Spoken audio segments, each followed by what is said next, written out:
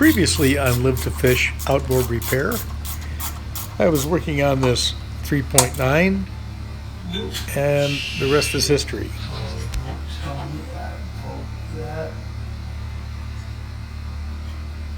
Oh shit. Oh, I sure did. Oh. Yeah, I sure did. I broke it right off. You see here that inside, I don't know if I can find that piece or not. I bet you it's unavailable and I'll never be able to find that. But I'm going to try. Anyway, stay tuned. Well, after repairing the carburetor, I started working on the water pump impeller. Wanted to find out just how bad a shape it was in, and maybe some new O-rings. So stay tuned.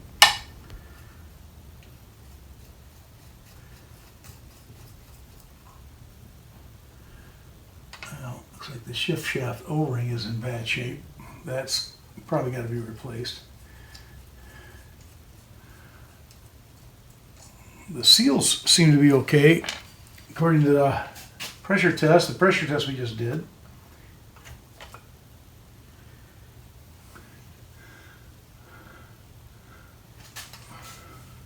The O-ring is missing up here completely. And that's a little hard. I don't know if I'll be able to get that in a kit or not. Let's see what happens. Let's see if I take this off. Yeah, oh, yeah, that seems okay. I thought the base plate here's got to come off. Well, it's not the base plate, it's actually a top plate. That's got to come off.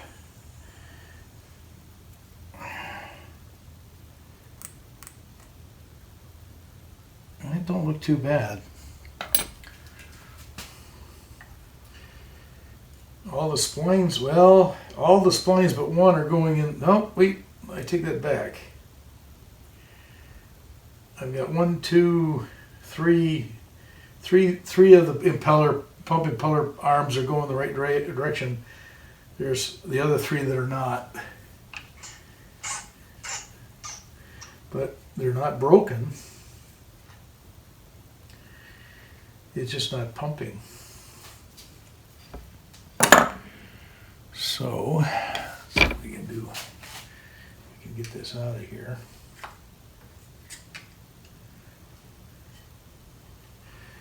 Take a better, closer look at it.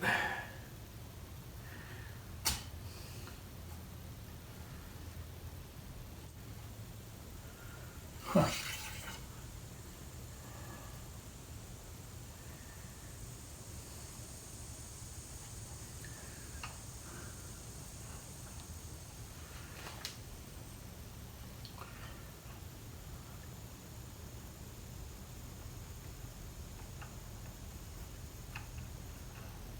Let me get my light a little closer.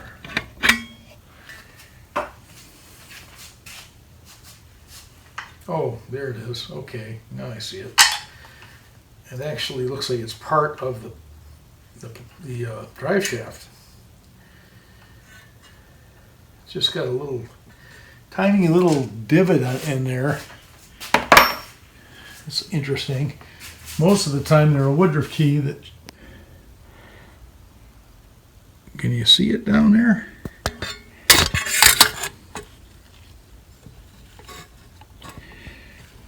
It's right there. Let me get my pointer.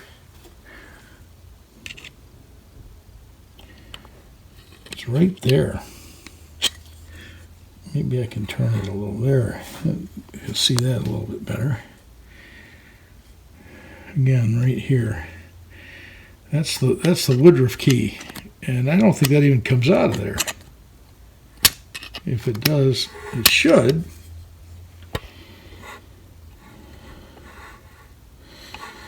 But anyway, at least it's there.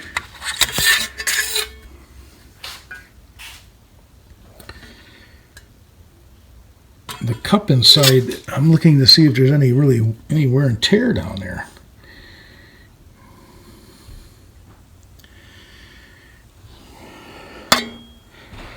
It don't look too bad. See what it looks like after I do that. Okay, I definitely noticed that I had put the water tube or the housing in the reverse order.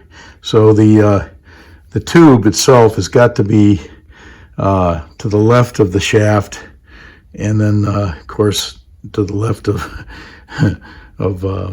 of the shift shaft. So I believe I had it reversed on the other side, and it didn't line up. Nothing lined up, so I had a hard time getting it into the lower unit. So I realized what I did, and I pulled it out and reversed it. So next it'll be going into the lower unit now. So what I noticed, I was having difficulty trying to get this unit installed, this lower unit gear case installed into this portion of it.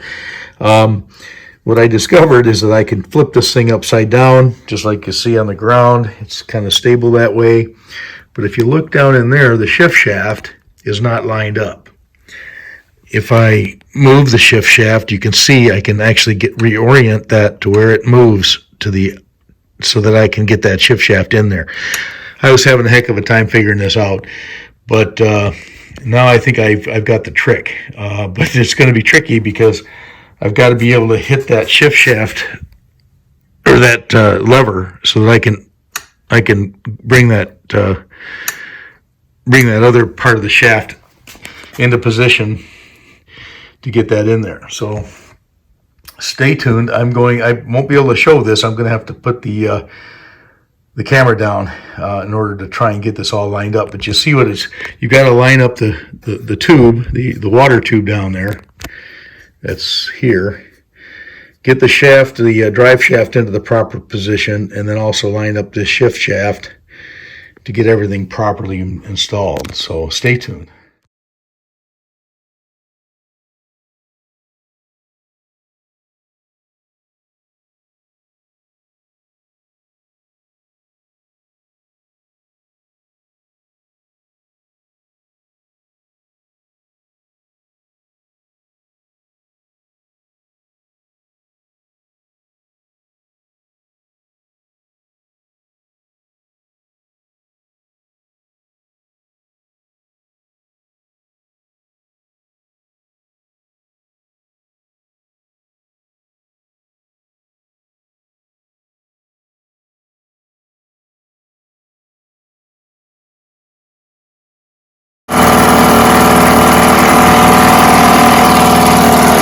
Looks like I got it running pretty smooth now.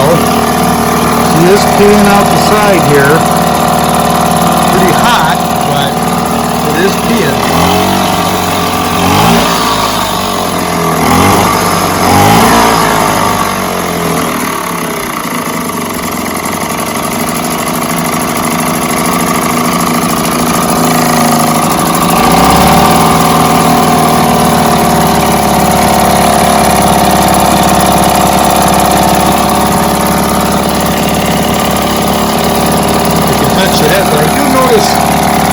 Getting a little bit of a leak here, and that's from the cooling jacket gasket. So I've got one on order now. I'm going to replace it's not a head, but it's this is the water circulation jacket cover. I don't really actually think there is a head on this. It's all one piece, so it's just that the gasket inside is giving up.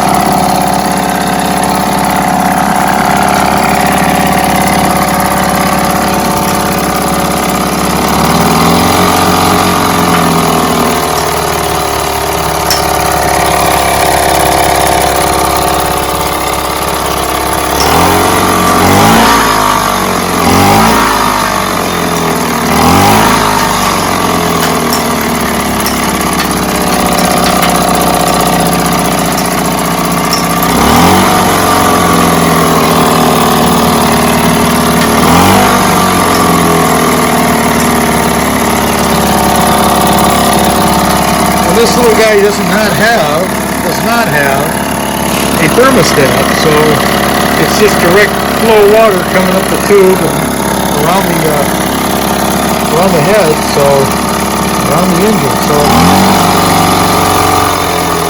nothing to restrict it. And even crud that gets in there. I've blown that out several times. It might be that impeller's a little weak. I don't know. I might have to replace the impeller anyway. Boy, that is screaming hot right there.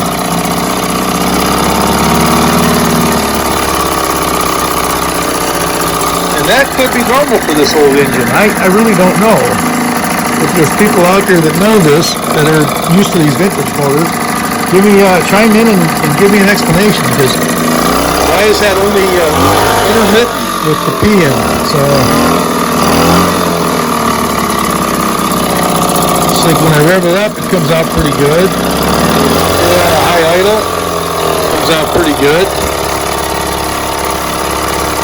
When I back it off, low idle, it sputters.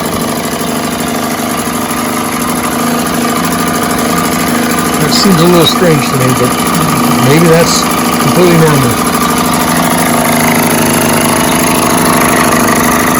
But the fuel filter, the fuel filter and the fuel pump aren't leaking now, so that's a good sign.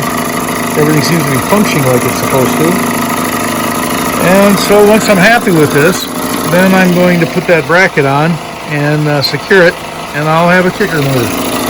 So that's the next steps.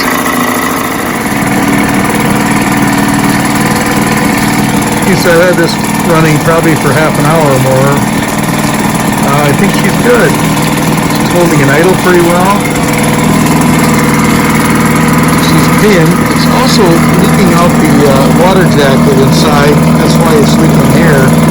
I'm going to replace the gasket on that. It's a $6 gasket, so not a big deal. Pull the plate off, replace the gasket. But I think it'll even be better at cooling too, because I think that's coming out a little hot. Maybe a little too hot for my taste. But, maybe an impeller is in the future. I don't know. I'll think about that. But I do want to get it out on the boat, and I've got to work on the bracket, so I got to get that installed still. So stay tuned, and you'll see that installed with the motor on it, and maybe we can do some fishing this weekend. Stay tuned.